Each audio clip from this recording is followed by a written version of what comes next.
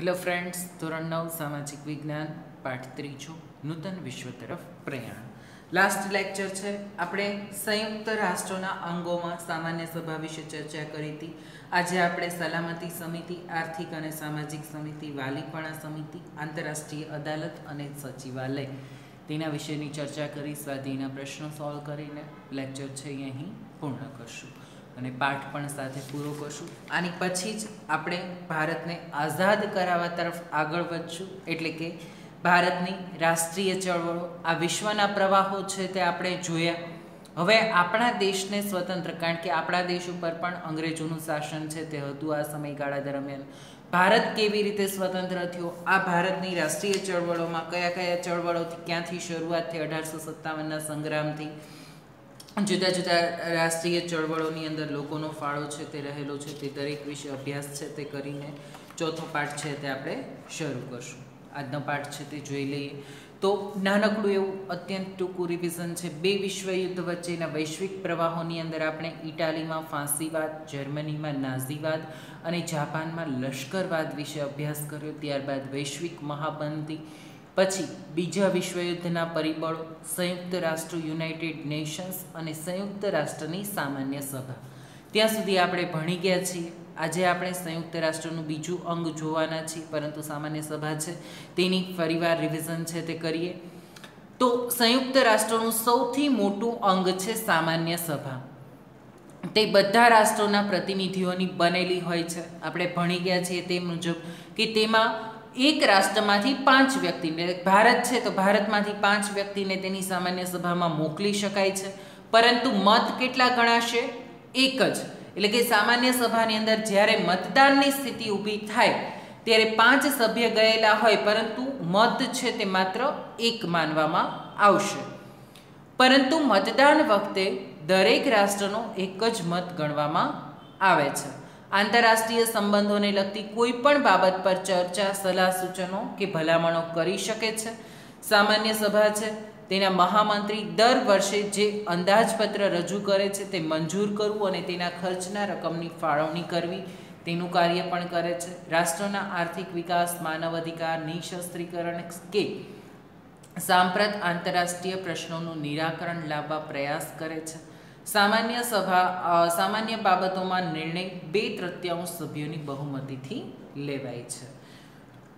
બીજું છે સલામતી સમિતિ. તેનો સિમ્બોલ અહીં મૂકેલો છે, 3.6 આકૃતિમાં દર્શાવેલો છે. તે મુજબ ઈસવીસન 2006માં 6 સુધી કાયમી સભ્ય રાષ્ટ્રો દ્વારા વીટો પાવરનો કરાયેલ ઉપયોગનો ચાર્ટ છે. બરાબર છે. સલામતી સમિતિ વિશે આપણે ચર્ચા કરીએ તો સંયુક્ત રાષ્ટ્રોની સૌથી મહત્વનું અંગ છે. તેમાં અમેરિકા, બ્રિટન, ફ્રાન્સ, રશિયા અને ચીન, આ 5 કાયમી સભ્યો છે. બરાબર છે. પરમેનન્ટ કે સંયુક્ત રાષ્ટ્ર, કારણ કે આ રાષ્ટ્રો દ્વારા સંયુક્ત રાષ્ટ્ર યુનાઇટેડ નેશન્સની સ્થાપના કરવામાં આવી છે અને એટલા માટે આ 5 છે તેના કાયમી સભ્યો છે. બાકી 10 બિનકાયમી સભ્યો છે. આ સમિતિને આંતરરાષ્ટ્રીય શાંતિ અને સલામતી જાળવવા માટે અત્યંત વિશાળ સત્તાઓ આપવામાં આવી છે. કે કાયમી આ 5 કાયમી સભ્યો અને બાકીના 10 છે તે બિનકાયમી સભ્યો, બધા સભ્યો તો છે 193 દેશો. બરાબર છે. પરંતુ સલામતી સમિતિની અંદર આ દેશો છે 5 અમેરિકા, બ્રિટન, ફ્રાન્સ, રશિયા અને ચીન, તે લોકોની પાસે કેટલીક વિશેષ સત્તાઓ આપવામાં આવેલી છે કે આંતરરાષ્ટ્રીય સલામતી જાળવી રાખવા માટેના, શાંતિ અને સલામતી જાળવી રાખવા માટે તે લોકો નિર્ણયો છે તે લઈ શકે છે. વીટો પાવર તેની પાસે રહેલો છે, એટલે અન્ય રાષ્ટ્રોની બહુમતી ન હોય છતાં પણ તે લોકો પોતે સ્વતંત્ર રીતે નિર્ણયો લેવાની કેટલીક સત્તાઓ તે ધરાવે છે. સંપૂર્ણ નહીં, પરંતુ કેટલીક સત્તાઓ ધરાવે છે. રાષ્ટ્રોના કોઈ પણ ઝઘડાના ઉકેલ માટે વાટાઘાટો, તપાસ અને મધ્યસ્થી દ્વારા શાંતિમય રીતે પ્રશ્નોનો હલ કરે છે. કોઈ પણ આંતરરાષ્ટ્રીય અગત્યની બાબતમાં નિર્ણય લેવા માટે 5 કાયમી સભ્યોમાંથી કોઈ પણ એકનો મત હકારાત્મક ન હોય તો તે બાબત પર નિર્ણય લઈ શકાતો નથી. જો આ 5 કાયમી સભ્યો છે તેની વિશેષતા અથવા તો તેની વિશેષ સત્તા શું છે કે બધા જ લોકો 193 દેશો છે, બરાબર છે, 193 દેશમાંથી બધા જ દેશ હા પાડે 192, પરંતુ આ 5 કાયમી સભ્યો છે એમાંથી એક પણ સભ્ય એમ કે ના આ બાબત યોગ્ય નથી, તો તેવા સમયે તે નિર્ણય લઈ શકાતો નથી. એટલે તેવી સત્તા છે તે આ 5 રાષ્ટ્રોની પાસે રહેલી છે. કોઈ પણ આંતરરાષ્ટ્રીય અગત્યની બાબતમાં નિર્ણય લેવા માટે 5 સભ્યોમાંથી કોઈ પણ સભ્યનો મત હકારાત્મક ન હોય, એટલે કે કેવો હોય, નકારાત્મક હોય, તો તે બાબત પર નિર્ણય લઈ શકાતો નથી. 5 કાયમી સભ્યો રાષ્ટ્રોની આ સત્તાને વીટો એટલે કે નિષેધાધિકાર છે, એટલે કે તે ના પાડવાની સત્તા ધરાવે છે. કે કોઈ પણ બાબતે જ્યારે કોઈ પણ વિષય તરફ નિર્ણય લેવાની બાબત આવે અને 5 રાષ્ટ્રમાંથી એક વ્યક્તિ એમ કે ભાઈ ના આ પ્રમાણે કરવાનું નથી, તો તેવા સમયે તે નિર્ણય લઈ શકાતો નથી. રશિયાએ વીટોનો સૌથી વધુ ઉપયોગ કરેલો છે, બરાબર છે. કોણે કોણે વીટોનો ઉપયોગ કરેલો છે? તો ફ્રાન્સ, બ્રિટન, અમેરિકા અને સોવિયત સંઘ રૂસ એટલે કે રશિયા, બરાબર છે. તેમાં રશિયાએ 122, અમેરિકાએ 82, બ્રિટને 32 અને ફ્રાન્સે આ વીટો પાવરનો ઓછો ઉપયોગ કર્યો છે, બરાબર છે. આ ઉપરાંત ચીન છે, બરાબર છે, તેમણે વીટો પાવરનો ઉપયોગ છે તે કરેલો નથી. રશિયાનો વીટો પાવરનો ઉપયોગ સૌથી વધુ થયેલો છે. ત્યાર પછી સંયુક્ત રાષ્ટ્રની સમિતિ છે આર્થિક અને સામાજિક સમિતિ. ઓલી આપણે જોઈ તે સલામતી સમિતિ, હવે આર્થિક અને સામાજિક સમિતિ. આ સમિતિને ઇકોસોક પણ કહે છે. તેમાં 54 સભ્યો છે. સામાન્ય સભા તેના નિવૃત્ત થતા 2/3 સભ્યોને 3 વર્ષ માટે ચૂંટે છે. આ સમિતિ ધર્મ, જાતિ, પ્રદેશ કે ભેદભાવ વગર વિશ્વના રાષ્ટ્રની પ્રજાઓનું જીવન ધોરણ ઊંચું લાવવાનો પ્રયત્ન કરે છે. આ સમિતિ અને તેની પેટા સમિતિઓની વિશ્વભરમાં કાર્ય કરે છે. WHO વર્લ્ડ હેલ્થ ઓર્ગેનાઇઝેશન, વિશ્વ આરોગ્ય સંસ્થા વિશ્વમાં માનવીઓનું સ્વાસ્થ્ય સુધારવાનું કાર્ય કરે છે. IMF આંતરરાષ્ટ્રીય બેંક તથા નાણાં ભંડોળ એટલે કે નાણાકીય સ્થિરતા સ્થાપવાનું કાર્ય IMF દ્વારા કરવામાં આવે છે.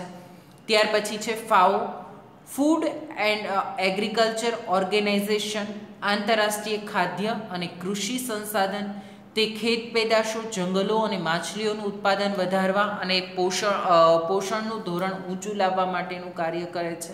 ILO ઇન્ટરનેશનલ લેબર ઓર્ગેનાઇઝેશન, વિશ્વના મજદૂરના હકો અને તેનોને ન્યાય અપાવવાનું કાર્ય છે તેના દ્વારા કરવામાં આવે છે. યુનિસેફ બાળકો માટેનું આકસ્મિક મદદ ભંડોળ, યુનાઇટેડ નેશન્સ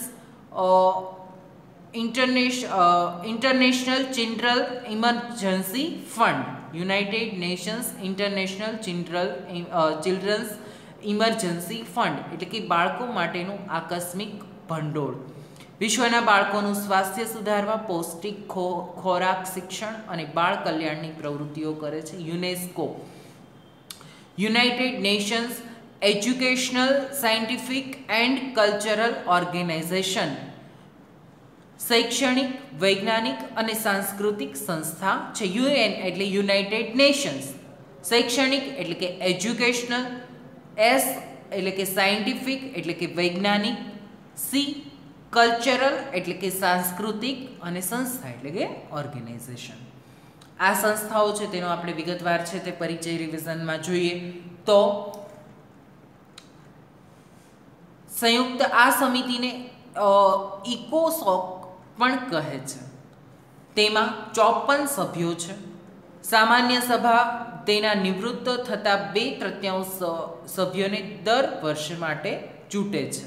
એટલે કે દર વર્ષે આપણે કેમ રાજ્યસભાનું ગૃહ છે કાયમી, તેવી રીતે 2/3 સભ્યો છે તેને દર 3 વર્ષ માટે ચૂંટવામાં આવે છે. અને આ સમિતિ ધર્મ, જાતિ, પ્રદેશના ભેદભાવ વગર વિશ્વના રાષ્ટ્રની પ્રજાઓનું જીવન ધોરણ ઊંચું લાવવાનો પ્રયાસ કરે છે કે વિશ્વના દરેક દેશો 193 દેશ તેની સાથે જોડાયેલા છે, તો તે દેશોનું જીવન ધોરણ ઊંચું આવે તે માટેના પ્રયાસો છે તેના દ્વારા કરવામાં આવે છે. આ સમિતિ તેની પેટા સમિતિઓ વિશ્વભરમાં કાર્ય કરે છે કે આ સમિતિની જે પેટા સમિતિઓ છે તે દરેક સમિતિ વિશ્વભરમાં કામ કરે છે, જેની પેટા સમિતિમાં સૌથી પહેલી સમિતિ છે WHO વર્લ્ડ હેલ્થ ઓર્ગેનાઇઝેશન, વિશ્વ આરોગ્ય સંસ્થા. વર્લ્ડ એટલે કે વિશ્વ, હેલ્થ એટલે કે આરોગ્ય, અને સંસ્થા એટલે કે ઓર્ગેનાઇઝેશન વિશ્વમાં માનવીઓના સ્વાસ્થ્ય સુધારવાનું કાર્ય કરે છે. વર્લ્ડ હેલ્થ ઓર્ગેનાઇઝેશન છે તે ધ્યાન રાખે છે કે દરેક દેશની અંદર લોકોને આરોગ્યવર્ધક સુવિધાઓ કેટલા પ્રમાણમાં પ્રાપ્ત થાય છે, પૂરતી સુવિધાઓ પ્રાપ્ત થાય છે કે નથી થતી, સુવિધાઓ પ્રાપ્ત થાય છે તો તે ગુણવત્તાયુક્ત સુવિધા મળે છે કે નહીં, કેટલું આયુષ્ય છે તે લોકોનું સરેરાશ હોવું જોઈએ, પૂરતો ખોરાક છે તે પોષણયુક્ત પ્રાપ્ત થાય, તે દરેક બાબતોનું ધ્યાન રાખે છે વર્લ્ડ હેલ્થ ઓર્ગેનાઇઝેશન. IMF આંતરરાષ્ટ્રીય બેંક તથા નાણાં ભંડોળ, ઇન્ટરનેશનલ મની ફંડ, બરાબર છે. આંતરરાષ્ટ્રીય બેંક તથા નાણાં ભંડોળ નાણાકીય સ્થિરતા સ્થાપવાનું કાર્ય કરે છે, એટલે કે દરેક રાષ્ટ્રની અંદર નાણાકીય સ્થિરતા હોય તે માટેનું કાર્ય કરે છે. હવે FAO તમે ઉપર તેનો 3.7માં સિમ્બોલ જોઈ શકો છો FAOનો. ફૂડ એન્ડ એગ્રીકલ્ચર ઓર્ગેનાઇઝેશન, આંતરરાષ્ટ્રીય ખાદ્ય અને કૃષિ સંસાધન એટલે કે ફૂડ એન્ડ એગ્રીકલ્ચર ઓર્ગેનાઇઝેશન. ખાદ્ય એટલે કે ફૂડ અને એગ્રીકલ્ચર એટલે કે કૃષિ, અને ઓર્ગેનાઇઝેશન એટલે કે સંસ્થા. તે ખેત પેદાશો, જંગલો અને માછલીઓનું ઉત્પાદન વધારવા, પોષણનું ધોરણ ઊંચું લાવવા સહાય કરે છે. ખેત પેદાશો અને પોષણનું ધોરણ ઊંચું આવે તે માટેનું, કૃષિ પેદાશો વધે, જંગલો અને માછલીઓનું ઉત્પાદન વધારે થાય, એટલે કે જંગલો છે તે પુષ્કળ પ્રમાણમાં હોય દરેક રાષ્ટ્રની અંદર, માછલીઓનું ઉત્પાદન પણ વધારે થાય, અને પોષણનું ધોરણ, લોકોને પૂરતો પોષણયુક્ત ખોરાક પ્રાપ્ત થાય તે માટેનું કાર્ય કરે છે. બીજું 3.8માં તમે સિમ્બોલ જોઈ રહ્યા છો ILOનું, ઇન્ટરનેશનલ લેબર ઓર્ગેનાઇઝેશન, આંતરરાષ્ટ્રીય મજદૂર સંસ્થા. ઇન્ટરનેશનલ લેબર ઓર્ગેનાઇઝેશન વિશ્વના મજદૂરના હકો અને ન્યાય આપવાનું કાર્ય કરે છે કે વિશ્વના જે મજદૂરો છે તે લોકોને હકો અને ન્યાય આપવાનું કાર્ય છે તે ILO દ્વારા કરવામાં આવે છે. યુનિસેફ તમે નીચે તેનો 3.9માં સિમ્બોલ છે તે જોઈ શકો છો. સિમ્બોલમાં પણ બાળક દર્શાવેલું છે, એટલે તે બાળકો માટે જ છે આ યુનિસેફ કાર્ય કરે છે. યુનાઇટેડ નેશન્સ એટલે કે UN, પછી I એટલે કે ઇન્ટરનેશનલ ચિલ્ડ્રન્સ ઇમરજન્સી ફંડ, બરાબર, એટલે કે આંતરરાષ્ટ્રીય દરેક રાષ્ટ્રોમાં બાળકો માટે ફંડ પૂરું પાડે છે. આકસ્મિક જરૂરિયાત, બાળકોને ફંડની જરૂરિયાત ઊભી થાય ત્યારે આ સંસ્થા દ્વારા બાળકોને પૂરતું ફંડ છે તે આપવામાં આવે છે. વિશ્વમાં બાળકોનું સ્વાસ્થ્ય સુધારવા, પૌષ્ટિક અને ખોરાક અને શૈક્ષણિક અને બાળ કલ્યાણની પ્રવૃત્તિઓ કરે છે. UNESCO United Nations Educational and Scientific and Cultural Organization, શૈક્ષણિક અને વૈજ્ઞાનિક અને સાંસ્કૃતિક સંસ્થા. આ સંસ્થા નિરીક્ષતા, નિવારણ, શિક્ષણ દ્વારા માનવીનું જીવન ધોરણ ઊંચું લાવવું, જ્ઞાન, વિજ્ઞાન, શિક્ષણ, સાંસ્કૃતિક સાધનો દ્વારા રાષ્ટ્રો વચ્ચેના સહકાર સાધવાનું કાર્ય કરે છે. તો આ છે યુનાઇટેડ નેશન્સની પેટા સંસ્થાઓ.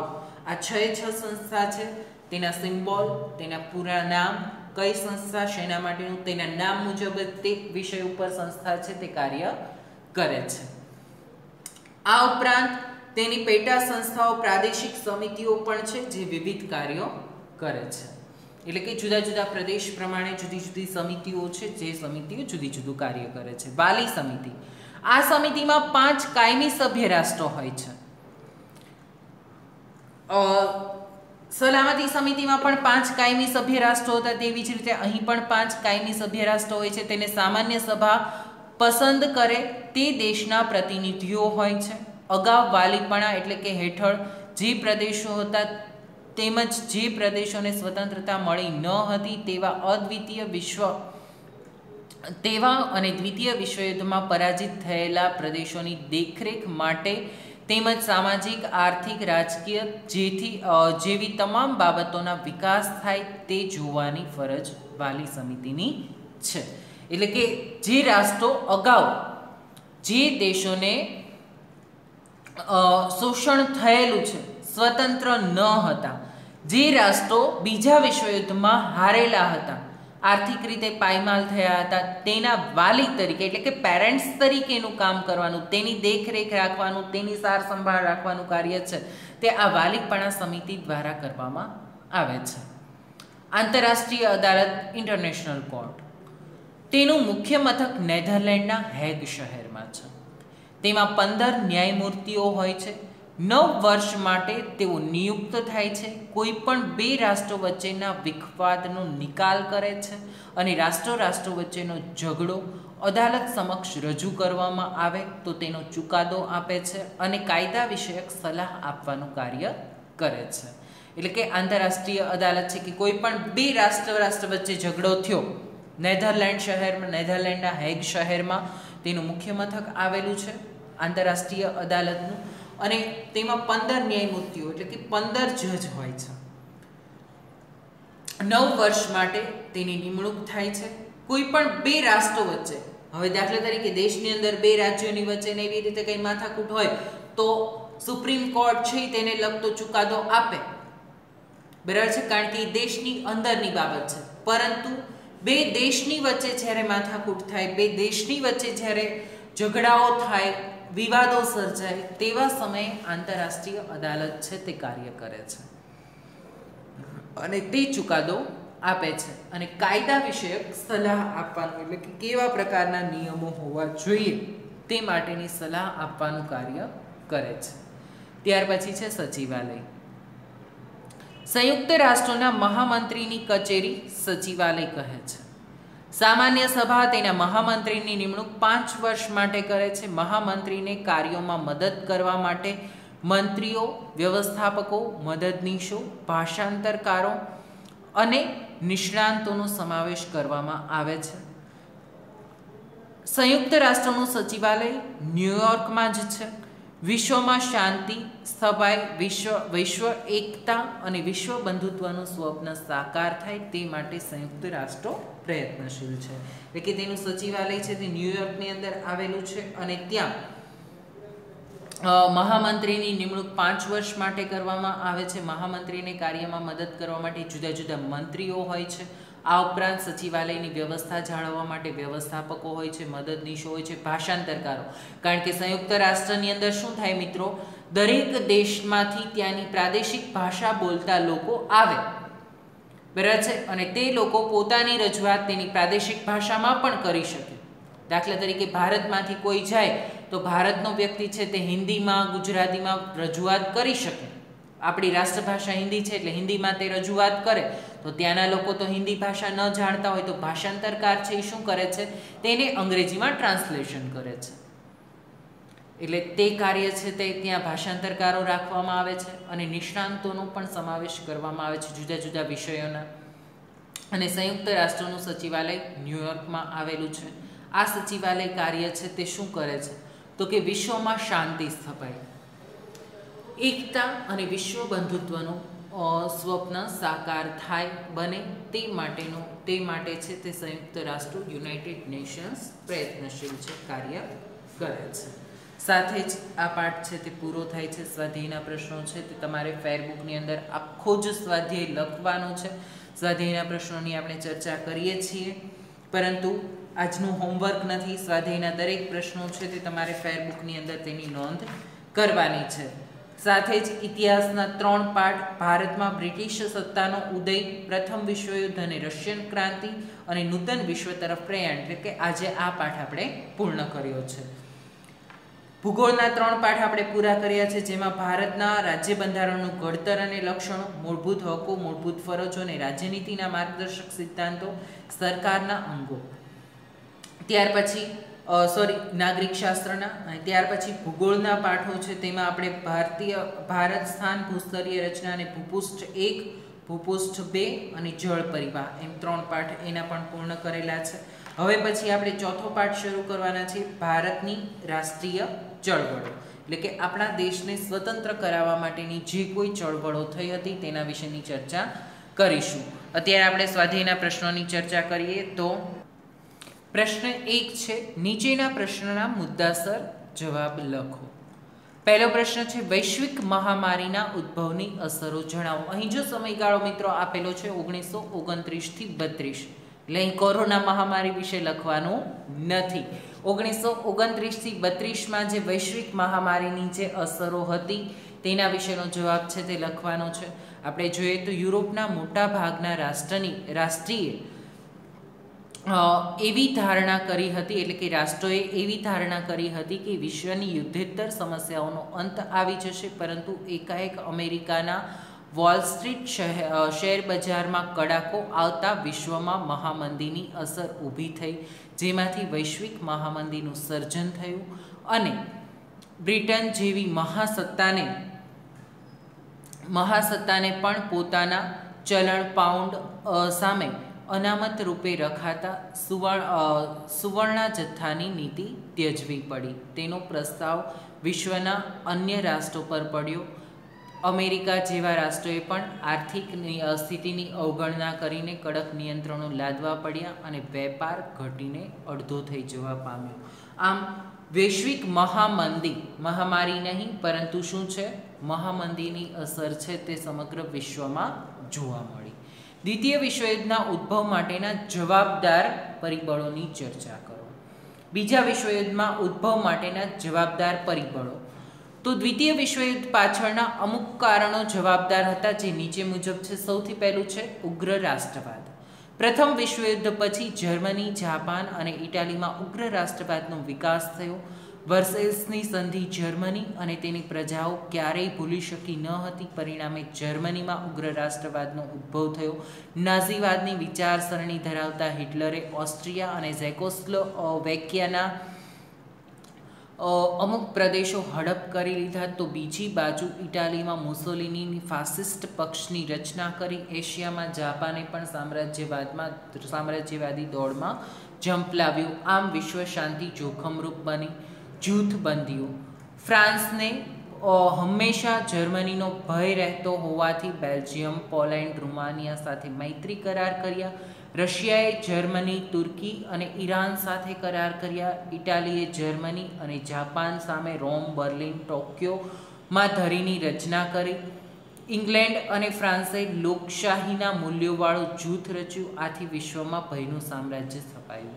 લશ્કરવાદ. પ્રથમ વિશ્વયુદ્ધ પછી વિશ્વમાં શાંતિના પ્રયાસો કરવામાં આવતા હતા, તેનાથી ઉલટું યુરોપના રાષ્ટ્રોમાં શસ્ત્રીકરણની હરીફાઈ કરી રહ્યા હતા. યુરોપના દેશોમાં દરેક રાષ્ટ્રોમાં શસ્ત્રોનું ઉત્પાદન થયું. જર્મની અને રશિયાએ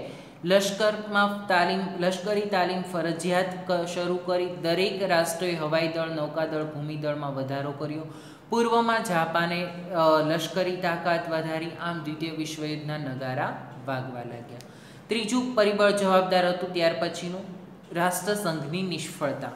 પ્રથમ વિશ્વયુદ્ધ પછી રાષ્ટ્રસંઘની સ્થાપના કરવામાં આવી, પરંતુ રાષ્ટ્રસંઘ વિશ્વના રાષ્ટ્રો પર સાર્વભૌમત્વ ધરાવતી સર્વોપરી સંસ્થા બની શકી નહીં, એટલે કે વિશ્વના રાષ્ટ્રો પર પોતાનું આધિપત્ય છે તેનું ન રહ્યું. રાષ્ટ્રસંઘનો ચુકાદો માન્ય રાખવા બંધાયેલા ન હતા. રાષ્ટ્રસંઘનો ચુકાદો માન્ય રાખવા માટે છે તે કોઈ પણ દેશ બંધાયેલું ન હતું. કેટલાક રાષ્ટ્રોએ તો રાષ્ટ્રસંઘમાંથી બહાર પણ નીકળી ગયા. રશિયા અને જર્મની સૌ પ્રથમ રાષ્ટ્રસંઘનો સાથ છોડ્યો. રાષ્ટ્રસંઘ જૂથબંધી અટકાવી શક્યો નહીં અને રાષ્ટ્રસંઘની આ મોટી નિષ્ફળતા હતી. વર્સેલ્સની સંધિ સૌથી મહત્વનું કારણ બીજા વિશ્વયુદ્ધ માટેનું. પ્રથમ વિશ્વયુદ્ધના અંતે જર્મનીમાં જર્મનીને જવાબદાર ગણવામાં આવ્યું અને તેના પર 6.5 અબજ પાઉન્ડની મોટી રકમનો દંડ કરવામાં આવ્યો. જર્મનીના મોટા ભાગના પ્રદેશો પડાવી લેવામાં આવ્યા હતા. જર્મનીની રહાઇન નદી આંતરરાષ્ટ્રીય જળમાર્ગ માટે ખુલ્લી મૂકવામાં આવી. આમ અપમાનજનક અને અન્યાયી સંધિને જર્મનીમાં એડોલ્ફ હિટલરે કાળું ચીથરું કરીને ફગાવી દીધી, કાગળનું ચીથરું કરીને ફગાવી દીધી. આથી વર્સેલ્સની સંધિમાં બીજા વિશ્વયુદ્ધના બીજ રોપાયા હતા. જર્મનીનું પોલેન્ડ પર આક્રમણ એક નાનકડી ચિંગારી વિશ્વભરમાં ભયાનક વિસ્ફોટ કરી શકે તેમ હતી. આ ચિંગારી આપવાનું કામ જર્મનીએ પોલેન્ડ પર આક્રમણ કરીને કર્યું અને 1 સપ્ટેમ્બર 1939માં દ્વિતીય વિશ્વયુદ્ધનો પ્રારંભ થયો. બ્રિટન અને ફ્રાન્સે જર્મનીને યુદ્ધ બંધ કરવાની ચેતવણી આપી, પરંતુ જર્મનીએ તેની ઉપેક્ષા કરી. પરિણામે દ્વિતીય વિશ્વયુદ્ધની જ્વાળામાં ફેલાઈ ગયું. દ્વિતીય વિશ્વયુદ્ધના પરિણામો તો તેના આર્થિક પરિણામો સૌથી પહેલાં આ યુદ્ધથી વિશ્વમાં ભયંકર વિનાશ સર્જાયો. તમામ રાષ્ટ્રોએ જેને ભાગ લીધો હતો તેમણે પુષ્કળ ખર્ચો કર્યો. અમેરિકાએ $350 અબજ અને બીજા રાષ્ટ્રોએ $1000 કરતાં પણ વધારે ખર્ચ કર્યો. ઇંગ્લેન્ડે 2000 કરોડની સંપત્તિ ગુમાવી. વિશ્વના રાષ્ટ્રોએ શસ્ત્ર સરંજામ ઉત્પાદનને મહત્ત્વ આપ્યું. આથી જીવન જરૂરિયાતની વસ્તુઓની અછત ઊભી થઈ, ઉત્પાદન ઘટ્યું, ફુગાવો વધ્યો, લોકોની રોજીરોટીને મુશ્કેલી પડવા લાગી. આમ લોકોનું આર્થિક જીવન અસ્તવ્યસ્ત થયું. ચીનમાં સામ્યવાદની સ્થાપના તો રશિયામાં 1917માં બોલ્શેવિક ક્રાંતિએ ઝડપથી વિકાસ કરીને વિશ્વના ઘણા રાષ્ટ્રોને પ્રભાવિત કર્યા. દ્વિતીય વિશ્વયુદ્ધ પછી જાપાનની શક્તિમાં ઘટાડો થયો. આથી ચીન પર તેનો પ્રભાવ ઓસરી ગયો. માઓ ત્સે તુંગના નેતૃત્વ તળે ચીનમાં સામ્યવાદની સ્થાપના થઈ. ઠંડુ યુદ્ધ. દ્વિતીય વિશ્વયુદ્ધ બાદ અમેરિકા અને રશિયા એમ બે મહાસત્તામાં વહેંચાઈ ગયો. યુદ્ધ બાદ બંને વચ્ચે મતભેદો વધતા ગયા. લોકશાહી અને સામ્યવાદી એમ બે જૂથો અસ્તિત્વમાં આવ્યા.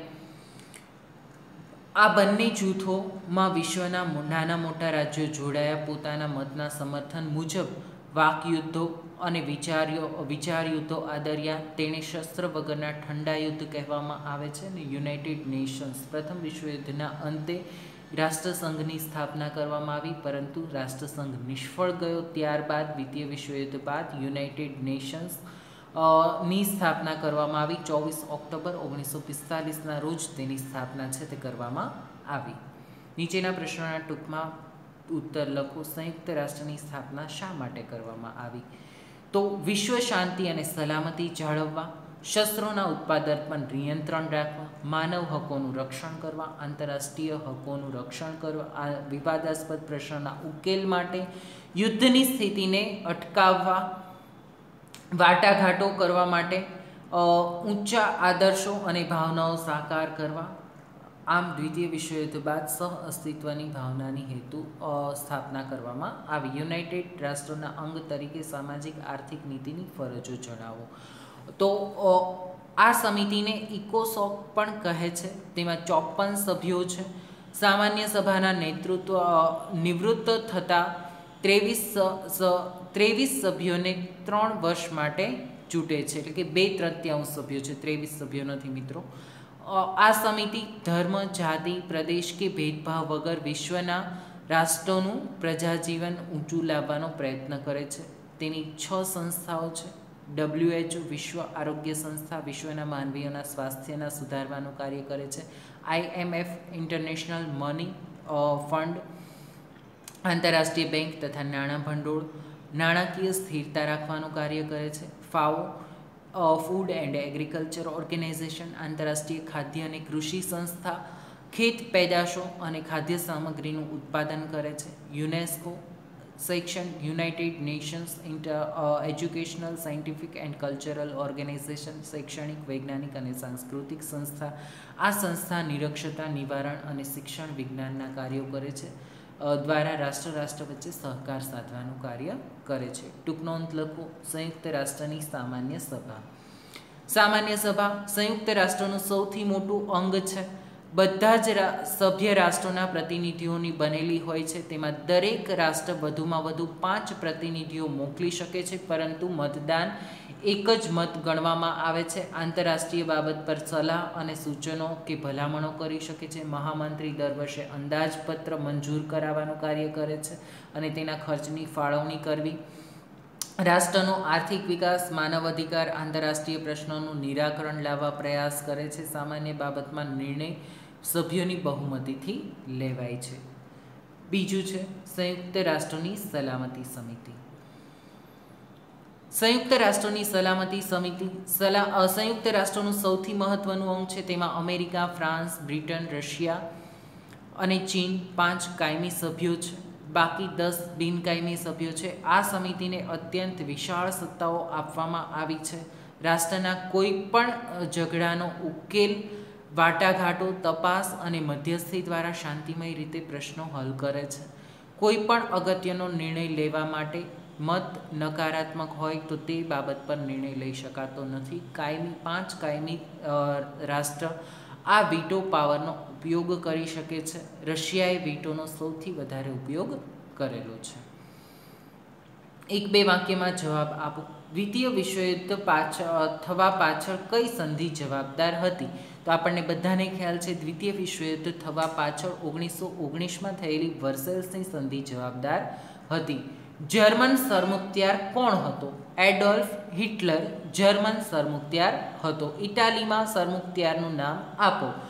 ઇટાલીમાં સરમુખત્યાર બેનિટો મુસોલિની હતો. દ્વિતીય વિશ્વયુદ્ધનું તાત્કાલિક કારણ જણાવો. 1 સપ્ટેમ્બર 1939ના રોજ જર્મનીનો પોલેન્ડ પર આક્રમણ દ્વિતીય વિશ્વયુદ્ધનું તાત્કાલિક કારણ હતું. સંયુક્ત રાષ્ટ્રનું મુખ્ય કાર્યાલય ક્યાં આવેલું છે? અમેરિકાના ન્યૂયોર્ક શહેરમાં. ઠંડુ યુદ્ધ એટલે શું? તો દ્વિતીય વિશ્વયુદ્ધ પછી અમેરિકા અને રશિયા 2 પરસ્પર વિરોધી વિચારસરણીવાળા જૂથો અસ્તિત્વમાં આવ્યા. વિશ્વના નાના રાષ્ટ્ર પોતાની ઈચ્છા મુજબ બંને સત્તા જૂથમાં જોડાયા. આ બંને જૂથના ખંડન માટે તેમજ પોતાની મતના સમર્થન માટે વાક, વિચાર અને યુદ્ધો કરી શસ્ત્ર વગરની વિચાર દ્વારા યુદ્ધો કરીને શસ્ત્ર વગરની જે તંગ રાજકીય પરિસ્થિતિ ઊભી થઈ તેને ઠંડુ યુદ્ધ કહેવામાં આવે છે. નીચેના પ્રશ્નોમાંથી સાચો વિકલ્પ પસંદ કરીને ઉત્તર લખો. તો જર્મનીમાં નાઝીવાદનો સ્થાપક એડોલ્ફ હિટલર. ત્યાર પછી વિશ્વયુદ્ધમાં માનવીઓનું સ્વાસ્થ્ય સુધારણાનું કાર્ય કોણ કરે છે? WHO World Health Organization. નીચેનામાંથી સાચું વિધાન શોધીને લખો. તો મુસોલિનીએ ઇટાલીમાં ફાંસીવાદની સ્થાપના કરી હતી. તો સાથે જ સ્વાધ્યાયના દરેક પ્રશ્નો છે તે તમે ફેરબુકની અંદર વ્યવસ્થિત રીતે લખી નાખજો. આપણે અહીં આ પાઠ છે તે પૂર્ણ થાય છે. હવે પછી ભારતની રાષ્ટ્રીય ચળવળો છે તે પાઠ શરૂ કરશું. ત્યાં સુધી રાખીએ છીએ. Thank you.